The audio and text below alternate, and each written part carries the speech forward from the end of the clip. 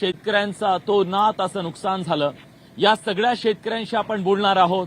या सगळ्यांच्या मनातल्या अस्वस्थतेला, त्यांच्या मनातल्या वेदनेला आवाज देणार आहोत.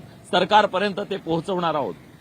खरं तर बीड जिल्ह्याला सर्वाधिक फटका बसला. बीड जिल्ह्यामधला सर्वाधिक बाधित तालुका म्हणून शिरूरकडे पाहिलं जातं. अक्षरशः तांडव केलं इथं निसर्गानं, नद्यांनी, ओढ्यांनी, अगदी छोट्या छोट्या नाल्यांनी सुद्धा. काय परिस्थिती आहे इथली? सर, गेल्या 10 दिवसापूर्वी जो पाऊस आला आणि त्या पावसासोबत जो महाप्रलय आला, काही क्षणार्धात होत्याचं नव्हतं झालं पूर्णतः. गेल्या 15 दिवसापूर्वी या पावसाच्या अगोदर ज्या शेतकऱ्यानं ज्याचं पुढचं वर्षभराचं स्वप्न त्या पिकावर धरलं, ते पीक तर गेलंच गेलं.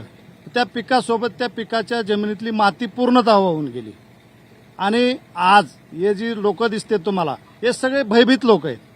पाऊस परत येईल, पाऊस वरचेवर येतोय, आपण नदीकाठावरती आहोत, आपली घरं गेलीत, आपण तर वाहून जाणार नाहीत ना, या भीतीपोटी आज कुणी शेतकरी रानात सुद्धा जायला तयार नाही. रानात गेलं तर पिकाची परिस्थिती पाहिली तर त्या पिकाकडे पाहून डोळ्याला पाणी येतंय अक्षरशः. या नदीकाठच्या ज्या जमिनी आहेत, या जमिनीच्या खाली जी माती आहे, त्या माती डायरेक्ट खडकापर्यंत जमीन वाहून गेली. या पिकावर त्या पिकाचा मोबदला शासनाने तर द्यावा, परंतु ज्या जमिनीतली माती गेली निघून, त्या जमिनीवर पिकवायचं काय, हा सर्वात मोठा मुद्दा आहे या ठिकाणी. खरंय, हा मुद्दा इतका महत्वाचा आहे की 10 फूट जमीन वाहून गेलेली आहे.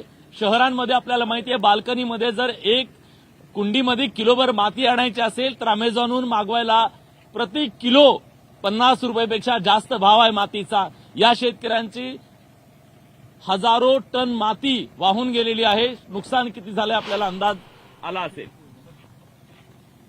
साहेब, अक्षरशः इतकं बेकार झालंय की त्याला जोडच नाही. आता सध्या शेतीकडे जाता येणार, रस्ते नाहीत, पुलं वाहून गेलेत. त्याच्यानंतर सोयाबीन गेली, मका गेली, तूर गेली, त्याच्यानंतर कपासी गेली. आणि इतकं बेकार झालंय.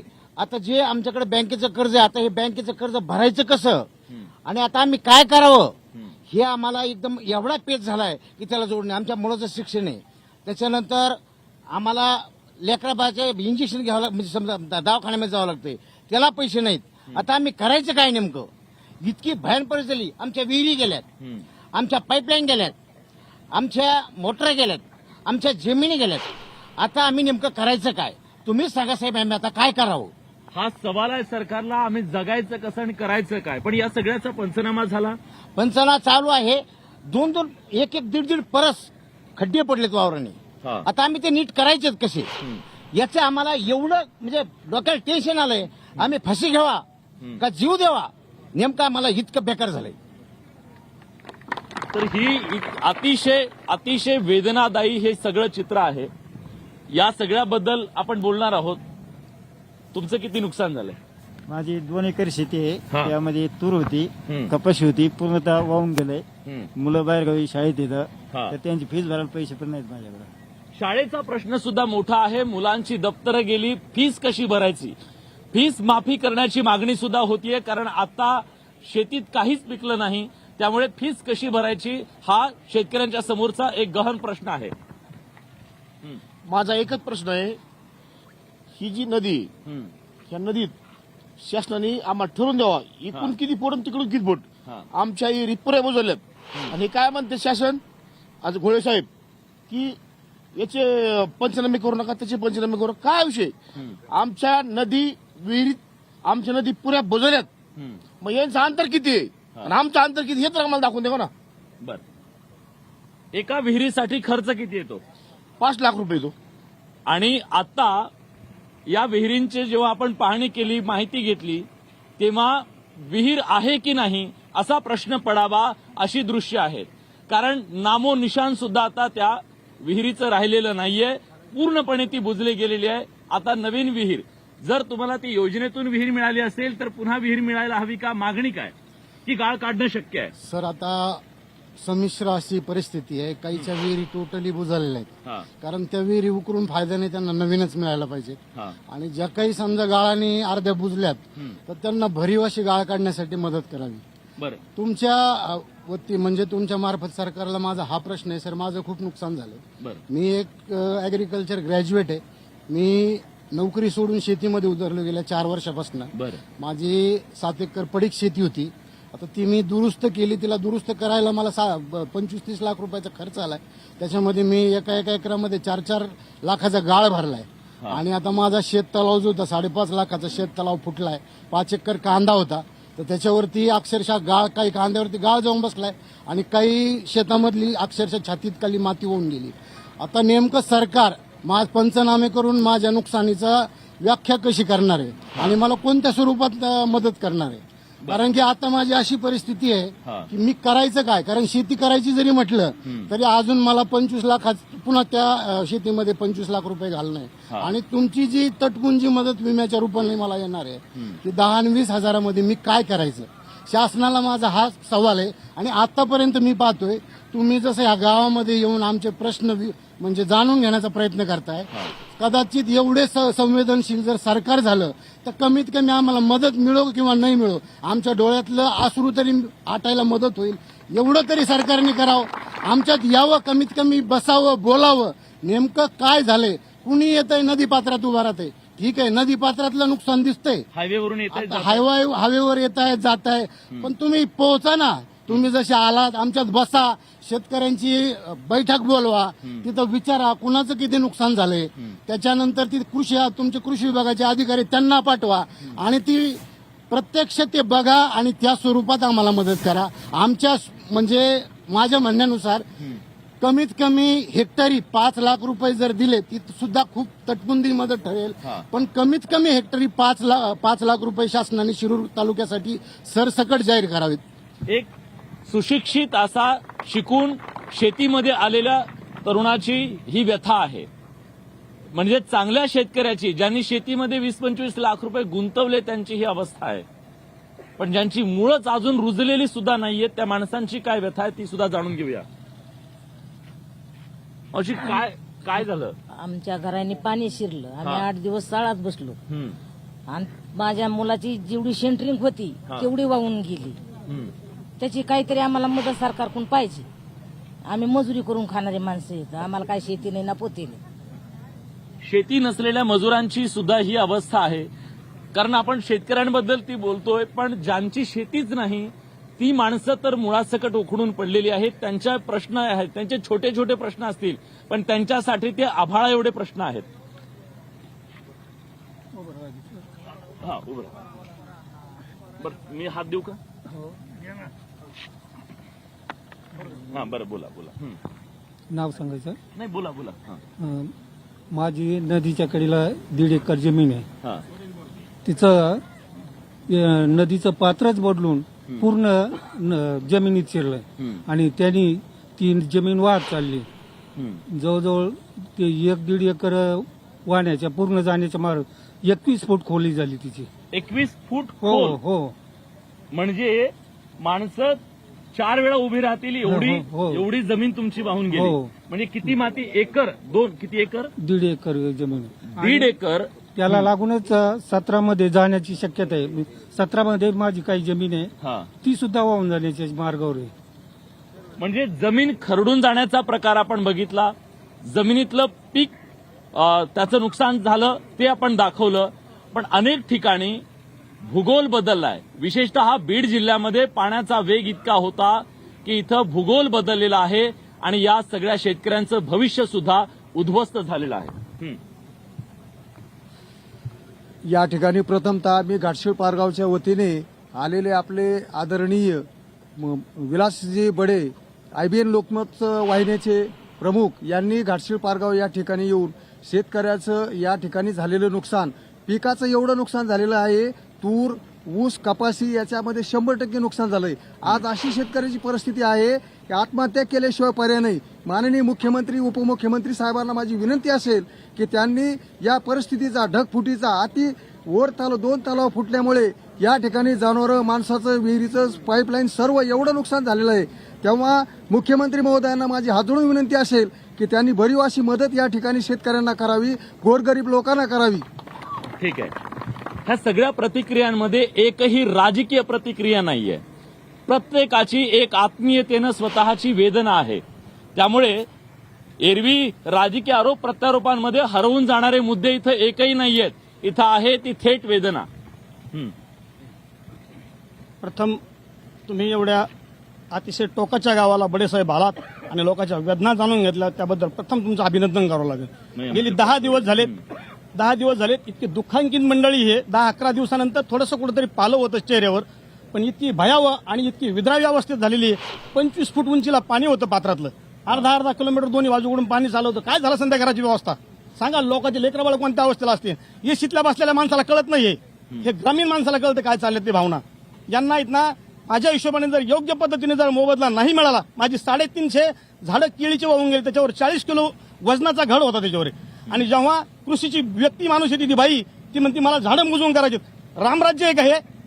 काय त्या शेतकऱ्याचे झाडं 1-1, 2-2 मोजायचे आणि गांजा दारूचे असलं मग पळतात का अधिकारी लोक. अशी एकंदरीत जर परिस्थिती पाहिली ना तर मला चुकीची वाटते खालच्या लेवलपर्यंत. म्हणजे त्याच्यामुळं जो पंचनामा केला जातोय, ज्या प्रकारची प्रशासनाकडून तुम्हाला मदत हवी आहे ती मिळत नाहीये. प्रश्नच नाही. हा. कारण एका झाडासाठी माझ्या हिशोबाने 118 ते 20 रुपये खर्च आला मला गेल्या 8-9 महिन्यात.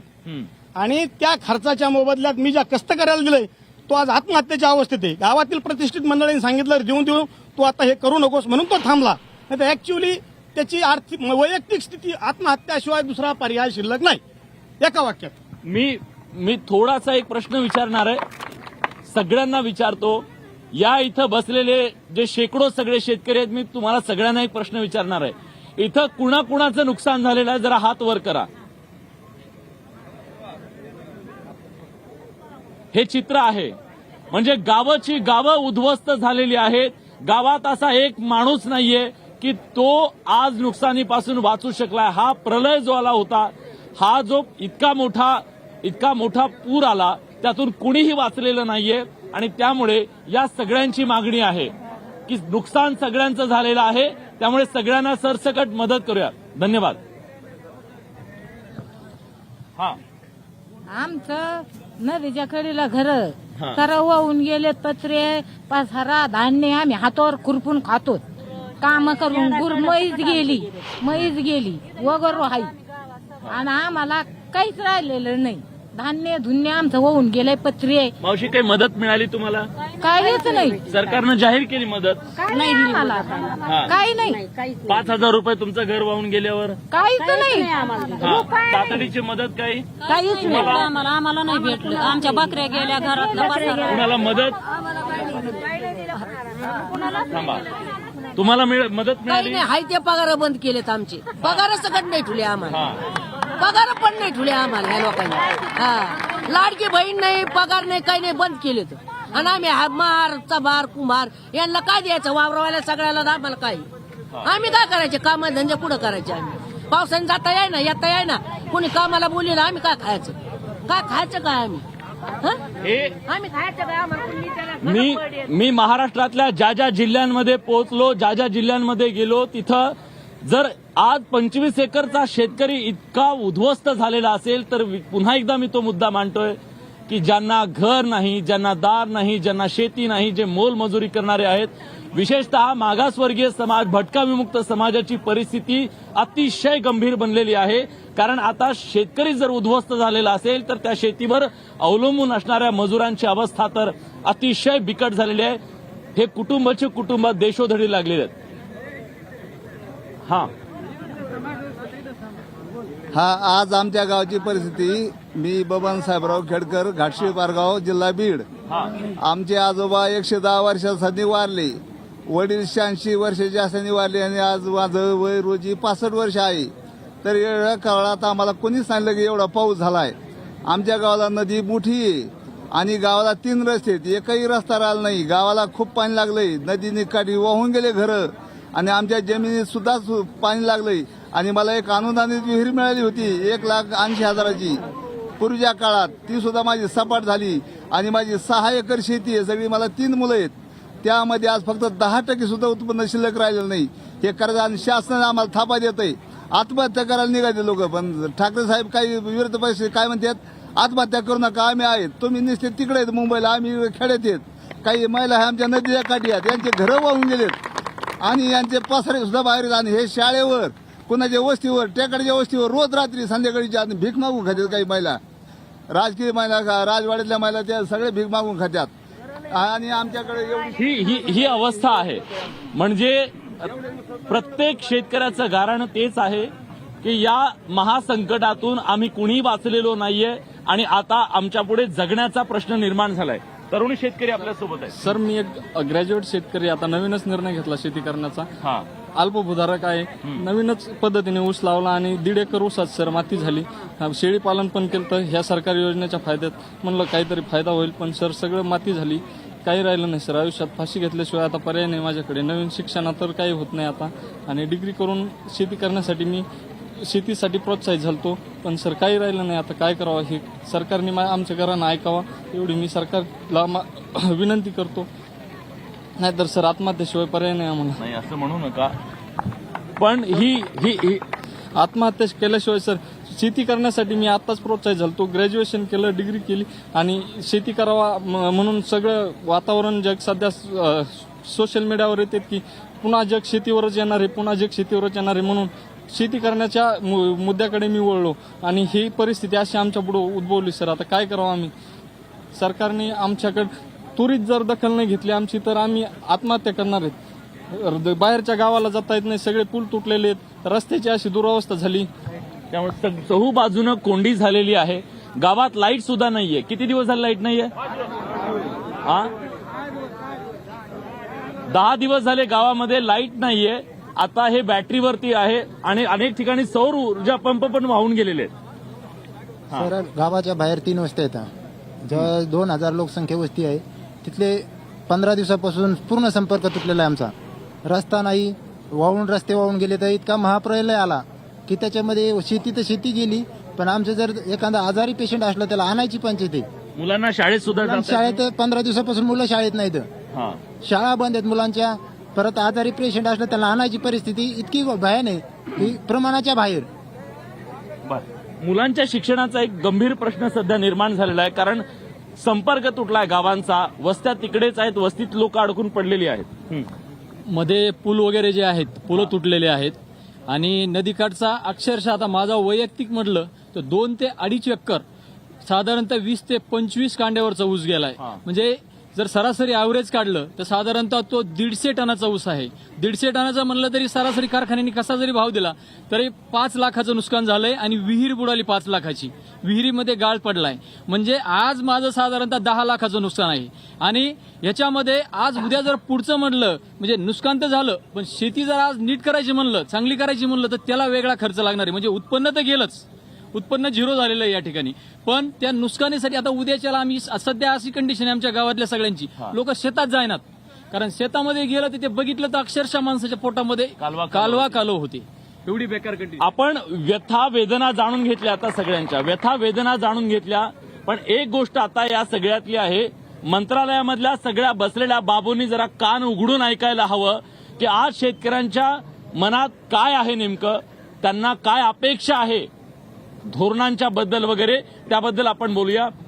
नुकसान झालं, किती झालं, त्याचे गांभीर्य काय आपण सांगितलं, पण आज शेतकऱ्याला काय हवंय, काय दिलं तर शेतकरी या सगळ्या संकटातून उभा राहू शकेल. सर, प्रथम तर मी अर्थशास्त्राची पदवी घेऊन शेती करण्याचा निर्णय घेतला. सर, शेती करत असताना अनेक संकटाशी सामोरं गेलो, पण यावेळेस आलेलं संकट खरोखर खूप अति भयानक होतं, जो शब्दात वर्णन करणं सुद्धा सोपं नाही.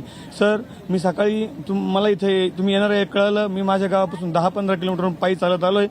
तुमच्या माध्यमातून आमच्या सर्व शेतकऱ्यांच्या व्यथा मी तुमच्यासमोर मांडणार आहे. सर, मी घाटशिरस, तिसगाव, करंजी, पाथर्डी, अकोला, मी अकोला गावचा आहे. पायी चालत असताना सगळं गाव पाहत होतं. माझ्यासारख्या सगळ्या या व्यथा झाल्या होत्या. सर, पाऊस कोसळला नाही तर आमच्यावर खरंच संकट कोसळलं सर्व बाजूनी. सर, सरकारला मागण्याशिवाय आमच्या समोर दुसरा पर्याय नाही. काय सर, मागणी काय? मी रानात गेलो तर सर शेत वाहून गेलंय, पीक वाहून गेलंय. पंचनामा करायचे तर तुमचे अधिकारी येतात. माझी फळबाग होती, त्यामध्ये झाडं किती होते, आता वाहून गेल्यावर काय दाखवायचं. सर, घरी आलो तर मुक्या जनावरांचं गोठ्यात पाणी घुसलंय, जनावर 1-2 सुटून गेले, कुठे गेले त्याचं माहिती नाही. सर, ते अधिकारी विचारतात किती जनावर होते, कुठे होते, काय त्यांना आम्ही दाखवायचं, आमच्याकडे काही दाखवायला नाहीये. सर, घरात जे धान्य जे ठेवलं होतं खाण्यासाठी त्याच्यामध्ये ते पाणी घुसलंय, त्याच्यात ते कोंब आलेत, खाण्यासारखं परिस्थिती राहिली नाही, कपडे भिजलेत पूर्ण. बरोबर. पण अपेक्षा काय सरकारकडून, काय मागणी आहे तुमची? माननीय काय व्हायला मायबाप हवं? सरकारनं मी आपल्या माध्यमातून विनंती करेल, महाराष्ट्राच्या मुख्यमंत्र्यांना विनंती करेल, तुम्ही आमच्या सर्व शेतकऱ्यांना जे आमचं नुकसान झालं आहे, आमच्या विहिरी बुजल्या आहेत सर, आणि शेती वाहून गेली आहे, आमच्या पिकाचं नुकसान झालं आहे, आमच्या पुढच्या वर्ष 2 वर्षासाठी जे स्वप्न आम्ही ठेवले होते त्यांची आमची राख रांगोळी झाली आहे सर. तुम्ही याच्यामधून आम्हाला या गोष्टीसाठी मदत करावी. मी हात जोडून न्यूज 18च्या माध्यमातून माननीय मुख्यमंत्र्यांना विनंती करतोय ठीक आहे, सर. विनंती करताय तुम्ही. हा सर, तुमच्या माध्यमातून एवढीच मागणी आहे. तुम्ही आता तीव्रता नुकसानाची तर बघितलेलीच आहे. तर 2-3 मागण्या प्रमुख आहेत की जेवढ्या शेतकऱ्यांनी विमे भरलेले आहेत, तर पालकमंत्र्यांना ही विनंती आहे की तात्काळ विमा कंपन्यांना सांगून पुढच्या 10 दिवसामध्ये आमचे विम्याचे पैसे हे आमच्या प्रत्येक शेतकऱ्याच्या खात्यावर आले पाहिजे, ही प्रमुख मागणी आहे. दुसरं, ज्यांनी कोणी विमे भरले नसतील त्यांना पंचनामे करून जसं त्यांचं नुकसान झालेलं आहे त्या पद्धतीमध्ये जी काय मदत सरकारला करायची ती करायची. विमा योजनेतल्या निकषांबद्दल सुद्धा अनेकांचा आक्षेप आहे. निकष बदला अशी मागणी केली जाते. हो सर, कारण की तुम्ही आणेवारी वगैरे ठरवताय. आता पूर्ण तुमचा तालुक्याचा सर्वे कधी होणार आणि आम्हाला कधी मदत मिळणार? अक्षरशः आमचा अनुभव हा आहे की आता ह्या खरीपमध्ये झालेलं नुकसान आम्हाला 2 वर्षानंतर त्याची मदत मिळते. आणि आपल्या महाराष्ट्रामध्ये इतकी दयनीय अवस्था आहे सर की जिथे पण त्याला मदत मिळत नाही. पण जर त्या शेतकऱ्याने जर आत्महत्या केली तर सरकार 1 लाखाचा चेक घेऊन त्याच्या दारात येते. मग त्या माता माऊलींनी त्या 1 लाख रुपयाच्या चेकचा आनंद साजरा करायचा का तिच्या मेलेल्या नवऱ्याचं दुःख साजरं करायचं? नेमकं काय करायचं ते तुम्ही आम्हाला सांगा. कारण की येत्या दिवाळीपर्यंत जर आम्हाला तुम्ही मदत केली नाही तर पारगावमध्ये 10 ते 12 आत्महत्या झाल्याशिवाय राहणार नाहीत. कारण एवढी दयनीय अवस्था या पारगावमध्ये आहे. जर जी काही मदत, कारण तुम्ही आमच्या मदतीला आमचं नुकसान एवढ्या मोठ्या प्रमाणात झालेलं आहे. सरकार प्रति सुद्धा आमची सहानुभूती आहे, कारण तेवढं सरकार कोणीच करू शकत नाही. पण जेवढं काही करायचंय ते लवकरात लवकर करा आणि आमची दिवाळी गोड करण्याचा प्रयत्न करा. कमीत कमी आम्हाला हे झालेलं नुकसान विसरून कमीत कमी आमच्या चेहऱ्यावर थोडं तरी हसू आणायचा प्रयत्न सरकारने करावा. मग आता प्रश्न हा आहे की सरकारनं जी मदत जाहीर केलेली आहे ती पुरेशी आहे का? बिलकुल पुरेशी नाहीये. हा. आज असं झालं आहे की आज आमच्या जमिनी तर गेल्याच. आज आमच्या अपेक्षा मुलांना सांगा, अपेक्षा आपण सगळ्यांकडून आमची अपेक्षा अशी आहे की सरकारने किमान 50,000 रुपयापर्यंत सरसकट मदत द्यावी. आणि ज्यांची जमीन म्हणजे आज इतकी जमीन गेली, 1 एकर त्यांना जमीनच नाही राहिली. पहिलेच तर एक अल्पभूधारक शेतकरी आहेत आणि येन त्या आता दसरा दिवाळी तोंडावरती आलेले आहे. आमचे लहान लहानचे मुरली लेकरं आहेत, त्यांना किराणा आणि कपडे घेण्यासाठी देखील आमच्याकडे पैसे नाही आहेत, कारण घरच उद्ध्वस्त झालेत. आणि एवढंच नाही तर आज आमचं 7,000 लोक वस्तीचं गाव आहे.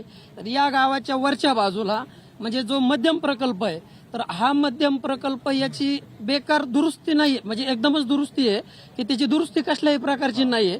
तर याच्यावरती जे पाटबंधारे विभाग आहे यांना हात जोडून विनंती आमची सगळ्या शेतकऱ्यांची की यांना त्याच्यावरती लक्ष द्यावं. कारण लक्ष नसलं तर वरचे खूप मोठे त्यामुळे शेतकऱ्यांचं नुकसान होतंय. आता एक सांगितलं त्यांनी, जर शेतकऱ्यांची ही आर्थिक अवस्था असेल तर बाजारावर त्याचा खूप मोठा परिणाम झालाय. मी तालुक्याच्या सगळ्या ठिकाणांवर जाऊन आलो, त्या बाजारपेठांमध्ये फिरून आलो, तेव्हा लक्षात आलं की आता जशी शेतावर शोककळा आहे, गावोगाव शोककळा आहे, तशाच प्रकारची शोककळा बाजारात सुद्धा आहे. स्मशान शांतता आहे बाजारांमध्ये, शुकशुकाट आहे बाजारांमध्ये, उठाव नाहीये आणि त्यामुळे व्यापारी सुद्धा चिंतेत आहेत. त्यामुळे आलेलं हे संकट शेतकऱ्यांच्या पैशावर जी बाजारपेठ उभी आहे ती सुद्धा संकटात आहे. काय चित्र आहे ग्रामीण भागातलं, एक पत्रकार म्हणून काय सांगाल? सर, पहिल्यांदा तर या शेतकऱ्यांचे, कष्टकऱ्यांचे, इथल्या ऊसतोड मजुरांचे हे प्रश्न, इथल्या नुकसानग्रस्त भागातले जे काही दुःख आहेत, ह्या संवेदना इथल्या व्यवस्थेपर्यंत, इथल्या शासनकर्त्यांपर्यंत एक विलास बडे हे ग्रामीण भागातून आलेले पत्रकार या ठिकाणी त्या व्यवस्थेला दाखवतायत. आणि सरकार इतकं असंवेदनशील असूच कसं शकतं, हा मला पहिला पडलेला प्रश्न आहे. दुसरी ही गोष्ट की तुमच्यासारख्या एका वरिष्ठ पत्रकाराने शेतकऱ्यांप्रती संवेदना ठेवून 50,000 रुपयांची मदत केली, ते आम्ही माध्यमाच्या द्वारे पाहिलं. आणि मग सर, तुमच्यासारखे एक पत्रकार 50,000 देऊ शकतात आणि हे सरकार फक्त हेक्टरी शेतकऱ्यांना 8,000 रुपये मदत देऊन त्यांची चेष्टा करतंय, थट्टा करतंय. हा म्हणजे ह्या व्यवस्थेला, या शेतकऱ्यांबरोबर आपण म्हणतो की शेतकरी हा जगाचा पोशिंदा आहे, ह्या जगाला जगवण्याचं, या महाराष्ट्राला पोचण्याचं काम आमचा शेतकरी मायबाप करतो. आणि या शेतकऱ्यांच्या या जलप्रलयामध्ये एवढं मोठं नुकसान झालंय, त्यांच्या शेती वाहून गेलेली आहेत, पिकं उद्ध्वस्त झालेली आहेत. आणि दुसरीकडे सरकार या ठिकाणी मायबाप सरकार आपण पाहतोय, आपण पत्रकार आहोत, इथल्या कारखानदारांना कारखान्याचं कर्ज माफ करण्यासाठी 200-300 कोटी, इथल्या कुंभमेळ्यासाठी 3-3 हजार कोटीचं पॅकेज, आणि इथल्या शेतकऱ्यांना फक्त हेक्टरी 8 रुपयाची मदत. ही थट्टा नाहीये का सर? खरंय. आणि आणि राग सामान्य माणसाच्या मनात हाच आहे. विरोधी पक्षातला एखादा आमदार जर तुमच्याकडे घ्यायचा असेल तर त्याच्या कारखान्याला तुम्ही शेकडो कोटी रुपये देताय, पण मग शेतकऱ्याला जेव्हा पैसे द्यायची वेळ येते तेव्हा मात्र तुम्हाला सगळं आठवतं की सगळी सोंग कशी करता येतात, पैशाचं सोंग करता येत नाही हे सांगितलं जातं. तलाठी साहेब आपल्या सोबत आहेत. डॉक्टर साहेब तुम्ही पण इकडे या. तलाठी साहेब आपल्या सोबत आहेत. तुम्ही या सगळ्यांची व्यथा इथं ऐकली असेल, पण तुम्ही तर रानात जाऊन ती सगळी अवस्था बघितलेली आहे, ती दाहकता बघितलेली आहे. तुम्ही प्रशासनाचे शेवटचा जर कोण माणूस असेल सरकारचा तर हे आहेत. रानावनात जाऊन तुम्ही पंचनामे करताय, काय चित्र आहे? जेवढे आम्ही पंचनामे केले आणि जेवढं निदर्शनात आलं, आमच्या सर्वे केले आम्ही तेवढे आतोनात नुकसान झालेले आहे. एवढं नुकसान मी म्हणजे 4 वर्षात मी नियुक्त येते, पण मी कधीच बघितलं नाही एवढं नुकसान झालेलं आहे सध्या. आणि आता पण आमचे पंचनामे सुरूच आहे सध्या. म्हणजे एवढं व्याप आहे या तडाख्याचा, जेवढं झालेलं आहे तेवढं. आणि घोळे साहेबाच्या निदर्शनात आम्ही सगळे पंचनामे करून लवकरात लवकर शेतकऱ्यांना कशी मदत करता येईल, म्हणजे लाभ कसा मिळेल त्यांना, याच्यासाठी आम्ही प्रयत्नशील करत आहेत. बरं, पण एक मुद्दा असा आहे की ज्या ठिकाणी पाऊस पडलेला नाहीये पण पुरामुळे जमीन वाहून गेलेली आहे, तिथं तुम्ही कुठल्या निकषात बसवताय त्यांना? तिथं काय अतिवृष्टीमध्ये टाकताय, जमीन खरडून गेली, काय करताय तुम्ही तिथे? जर समजा नदीचा प्रवाह जर उलटला असेल आणि जर ती पूर्णच जर वाहून गेली असेल, म्हणजे उभं पीक नसेल त्याच्यामध्ये, तर आम्ही ते खरडून मध्येच टाकतोय. कारण की तुम्ही तर पंचनामे अतिवृष्टीचे करताय म्हणून विचारलं मी. अतिवृष्टीचे पंचनामे होतात, अतिवृष्टीचे पण, खरडून गेल्या जमिनीचे पण, आणि आता कृषी सहाय्यक मॅडम हे फळबागाचे आणि आपले ग्रामसेवक साहेब आपले विहिरींचे पंचनामे, आम्ही सगळे संयुक्त पंचनामे करतोय. बरं, आपल्यासोबत पशुवैद्यकीय अधिकारी सुद्धा आहेत. या सगळ्या परिसरामध्ये शेतीला जोडधंदा म्हणून सुद्धा आपल्या सगळ्या पशुधनाकडे पाहिलं जातं. पशुधनाचं खूप मोठं नुकसान झालेलं आहे. हे संकट किती गहिर आहे, कारण दूध व्यवसायावर याचा खूप मोठा परिणाम होणार आहे. सर्वात पहिलं IBN लोकमतचं मी आभारी आहे. आणि विलासजी, आपण ही व्यथा, लोकांची व्यथा शासनापर्यंत आणि महाराष्ट्रभर जे दाखवतोय त्याबद्दल पहिल्यांदा तुमचे धन्यवाद. सर्वात पहिलं शेतकऱ्यांची जर आता कंडिशन पाहिली तर पहिलं शेती, पाणी, पीक, आणि त्याच्यानंतर सगळ्यात महत्त्वाचं त्यांचं जर काही सोर्स असेल, MIDC असेल त्यांची, तर ते आहे त्यांचे जनावरं. आणि बऱ्याच ठिकाणी जनावरं पाण्यात वाहून गेलेत. काही जनावरांची आज अशी परिस्थिती आहे की ते जनावरं दूध देऊ शकतात परंतु त्याला खायला चाराच नाही, कारण जी त्यांच्याकडे शेती होती, जे पीक होतं ते नाहीसं झालंय. आणि त्यामुळे मग त्या लोकांनी जगायचं काय? आणि चाऱ्याचाही खूप मोठा प्रश्न आहे. सगळ्यात पहिलं त्यांचं डेली अर्निंग जे असतं शेतकऱ्यांचं, नोकरी नाही किंवा कुठला व्यवसाय नाही, त्यांचा असतं दूध धंदा. आणि मग दुधावरती अवलंबून असणाऱ्या शेतकऱ्यांनी दुसऱ्या दिवशी पहाट नेमकं पाहायची कशी, हा सगळ्यात मोठा मुद्दा आहे या ठिकाणी. नक्की दूध व्यवसाय संकटात आलेला आहे आणि त्यामुळे सुद्धा शेतकऱ्याचं आर्थिक मोठं नुकसान झालं, कंबरनं मोडलंय. हा साहेब, अपेक्षा काय सरकारकडून? शेवटची काही मिनिटं आहेत, सांगतो. हा, एकदा शब्दात हे परिस्थिती सांगता येत नाहीये, सांगतो मी तुम्हाला. एका 8 दिवसापूर्वी 10 दिवसापूर्वी तलावामध्ये थेंब नव्हता. 440 M सेप्टिक क्षमतेचा घनलक्ष 10 सेंटीमीटरचा धरण आहे. ते अवघ्या 2 दिवसात भरलं. जवळजवळ 8 दिवसात 450 मिलीमीटर पाऊस या भागात झालेला आहे आणि 10 धरणं भरतील एवढं पाणी वाया गेलेलं आहे. म्हणजे या नदीला पूर आला होता. एवढं भयानक अशी परिस्थिती. पात्राच्या बाजूला जवळजवळ 2 मीटर. अपेक्षा काय? अपेक्षा काय? आपण उत्तरार्धात आलोय म्हणून विचारतोय. सरकारकडनं अपेक्षा काय? काय करायला पाहिजे? सांगतोय. महाराष्ट्राचे मुख्यमंत्री आदरणीय देवेंद्रजी फडणवीस साहेब हे आपल्याला हुशार, बुद्धिमान आणि अतिशय कर्तव्यदक्ष, कर्तृत्ववान मुख्यमंत्री आपल्याला लाभलेले आहेत. त्यांना हे शेतकऱ्याचे प्रश्न समजतील, त्यांना माहीत आहे. परंतु आपल्या वाहिनीच्या द्वारे मी सांगू इच्छितो की सरकारने शेतकऱ्याला अत्यंत जास्त प्रमाणात जेवढी करता येईल तेवढी. वेळ कमी आहे माझ्याकडे, पटकन सांगा. कर्जमाफी व्हायला पाहिजे. शेतकऱ्यांनी आत्महत्या केल्यानंतर कर्जमाफी होणार आहे का? कर्जमाफी व्हायला पाहिजे, करणं गरजेचं आहे. काय व्हायला हवं? सरकारने मायबाप सरकारने शेतकऱ्यांची थट्टा न करता आपण स्वामीनाथन आयोग लागू केला, त्याला 1.5 हमी भाव देण्याची घोषणा केली. प्रत्यक्षात इथला व्यापारी वर्ग शेतकऱ्यांना तुटपांच्या पद्धतीत शेताला त्याला मानधन देतो आणि त्याला इथंच गिळून टाकतो. तर स्वामीनाथन आयोग लागू करून शेतकऱ्यांना 1.5 हमी भाव देण्याची कारवाई सरकारने केली पाहिजे. शेतकऱ्याला हमी भाव द्या, चांगला भाव द्या, ही मागणी आहे. शेतकऱ्याला हमी भाव मिळाला तर शेतकरी उद्ध्वस्त होणार नाही, मागणी पण करा. आमची करोडो जमीन वाहून गेली, पिकं गेली, कापूस. मागणी काय सरकारनं काय करायला पाहिजे? तात्काळ मदत करा. सरकारकडे एवढी मागणी आहे, सरकारकडे एवढी मागणी आहे की सरकारने प्रति हेक्टरी 5 लाख रुपये आणि विहिरीचे 3 लाख रुपये अशा प्रकारे मदत करावी, एवढी सरकारकडे आमची सरकारकडे एकच मागणी आहे. जी पंजाबला मागणी केली का 50,000 रुपये हेक्टरनी, ती महाराष्ट्राला ती लागू करावं त्यांनी. महाराष्ट्र सरकारने विमा कंपनीला तक्रार घ्यायची बंधन घातलंय. मी 2 वेळा तक्रार केलेली आहे विमा कंपनीला, कॉल केलेला आहे. त्यांनी तक्रार घेतली नाही. ते बोलले महाराष्ट्र सरकार टक्केवारीप्रमाणे देणार आहे. एक शेतकऱ्याला 1,08,000 रुपये तुम्ही काय केली, कर्ज मंजुरी केलेली ना, ती आज कर्ज माफी करावी. तुम्ही आश्वासन करा ना. आज आमचे कापूस आज एवढी शेत आज हे करा ना तुम्ही. आज काय करता तुम्ही? आज काय करता? या बडे मुद्द्याच्या माध्यमातून आज मी राज्याचे मुख्यमंत्री देवेंद्र फडणवीस आणि दोन्ही उपमुख्यमंत्र्यांना एकच सांगू इच्छितो की तुम्ही जो शब्द दिला होता कर्जमाफीचा, आणि मुख्यमंत्री साहेबांनी सांगितलं होतं की एक मोठं असं संकट येऊ द्या शेतकऱ्याकडे की मी कर्जमाफी करतो, एक तर दुष्काळ पडू द्या किंवा एक अतिवृष्टी होऊ द्या. आता याच्यापेक्षा मोठं संकट कोणतं पाहिजे मुख्यमंत्र्याला कर्जमाफी करण्यासाठी?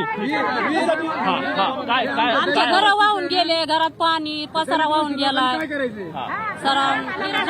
खायचंय खुरपून खातो, मजुरी आमचे घर वाहून गेले, खायला दाना नाही, हे नाही, काय नाही. आमचे ही न संपणारी व्यथा आहे आणि आज राज्यातल्या शेतकऱ्यांचा, सामान्य शेतकऱ्याचा, कुठलाही राजकारण विरहित, कुठलाही अजेंडा विरहित, कुठलीही राजकीय भूमिका नसलेली आज सामान्य माणसाच्या मनातली ही व्यथा आहे.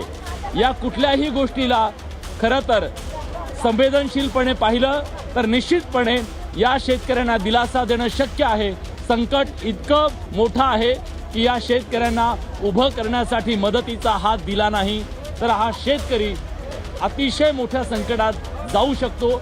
त्यामुळे मदतीचा हात द्यावा ही अपेक्षा आहे. बडे मुद्द्याच्या आजच्या चर्चेत आपण इथे थांबतोय. धन्यवाद.